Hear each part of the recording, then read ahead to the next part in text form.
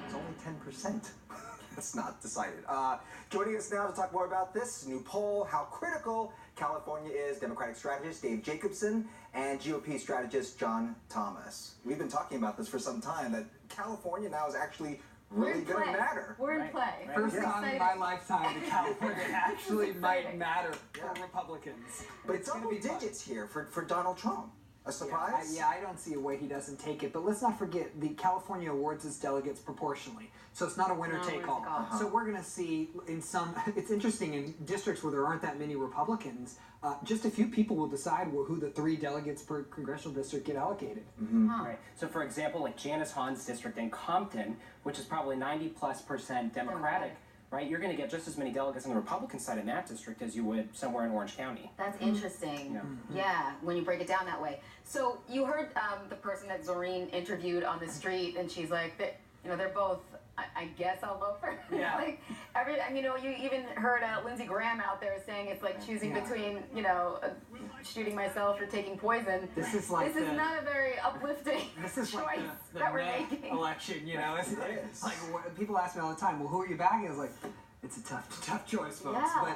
But at this point, the candidates have universal name ID. Everybody kind of knows what's going on. Now it just becomes the latest spat, and you're moving at the margins. But in states like California, I doubt you're going to see massive swings. So how does this play out beyond California? I mean, for the Republican side, you see people who are saying all these candidates saying they're going to be in it to the long haul. Does this go to a contested election then? At this point, it looks like it's a contested. If Kasich stays in, which he's saying he will, it will go to a contested convention. And at that point, I mean, this thing, if Trump is denied and doesn't get it in the first round, this thing goes wide open, and people are saying, well, is it Kasich? I don't know. I think anybody's on the table. Really? It could go Paul Ryan. It could go Mitt Romney. Paul Ryan. It could become you.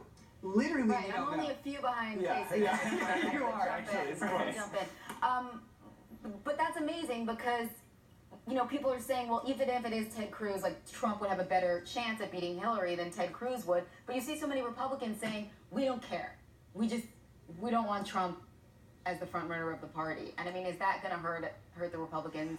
Sure. So the question we can't answer yet is, will Republicans get in line behind the nominee? I suspect they will. There'll be some defections, but I think in large, the one thing Republicans can agree upon, we might not agree on Cruz or Kasich or Trump, but we all agree that Hillary Clinton would be a disaster. And so Trump's job will be to say, you may not love me, but you need to stop Hillary Clinton. Well, I think the other point, too, real quick, if I can, if you look at all the matchups between Hillary Clinton and all the Republicans, she actually does the best with Donald Trump on the ticket. And I think Republicans are running scared. If you look at comments like Mitch McConnell, the head of the Senate, he said, look, we may have to run campaigns independent of Donald Trump and just not be attached to the front runner who's running for the White House. They're running at a time, aren't they, to come up with that?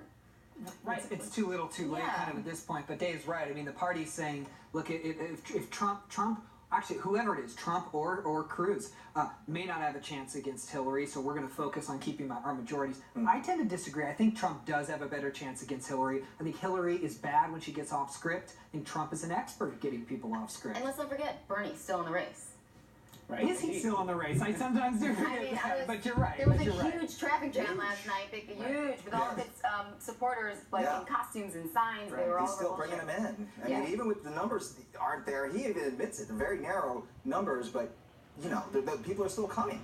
Right. I think he's got a deficit of about 300 delegates in terms of the state allocated delegates, and then over 400 delegates on the superdelegate front. But if you look at California, he's at 41%. Hillary's only at 48%. So she's really got some work to do in this state. And California is the largest state in terms of delegates. We've got 475 delegates that are up for grabs. Different than the Republicans, so 2/3 of the delegates are allocated by congressional district, and they're proportional, and then 1/3 are allocated statewide. So if Hillary were to get 55%, Bernie were to get 45%, that's how they're going to break up those delegates on a statewide front. But 2/3 of the delegates are still by congressional district. The other interesting thing on Democrats is that independents can actually participate in the primary, and that's where Bernie Sanders is running the score in terms of his numbers. Can they make it more complicated for Democrats there? All right, we want to get into this wife war between Donald Trump and Ted Cruz. It has continued into another day. We're still doing this. Trump retweeting this very unflattering photo of Cruz's wife, Heidi. Everybody has one of those. This is next to a glowing photo of his Melania. Although, does Melania take a back picture? I don't think she can. No. Trump's own tweet accompanying the quote, the photo reads, a picture is worth 1,000 words. Sorry. This is what we've come to. I know. Really. And then Ted Cruz, right? He blasted back today. He called Trump a coward. And here's more of what he had to say. It's not easy to tick me off. I don't get angry often. But you mess with my wife, you mess with my kids, that'll do it every time. Donald, you're a sniveling coward, and leave Heidi the hell alone. Come on. Is he for real with that?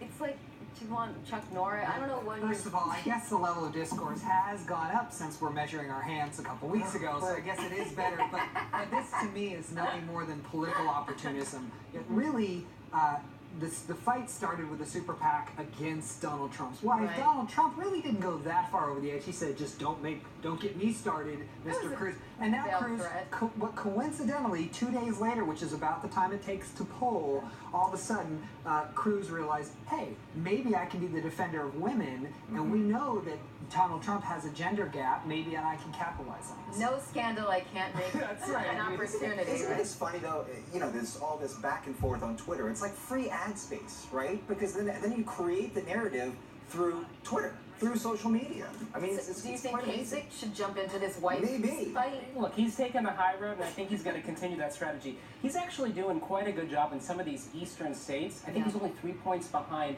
Donald Trump in Pennsylvania. I don't know if you've been following some of those polls. So, I mean, Kasich's goal, there's no way mathematically he can get to that 1237 that he needs in terms of delegates. So his goal is to just prevent Trump from getting to that threshold and hope that maybe round 2 or 3 at convention that he's sort of positioned to be the nominee.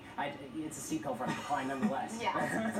That's a tough go. Dave Jacobson, John Thomas, thank you both. Thanks. We Thanks, appreciate as you. always. Thank you. Appreciate it. Yeah. All right, now on to the latest on the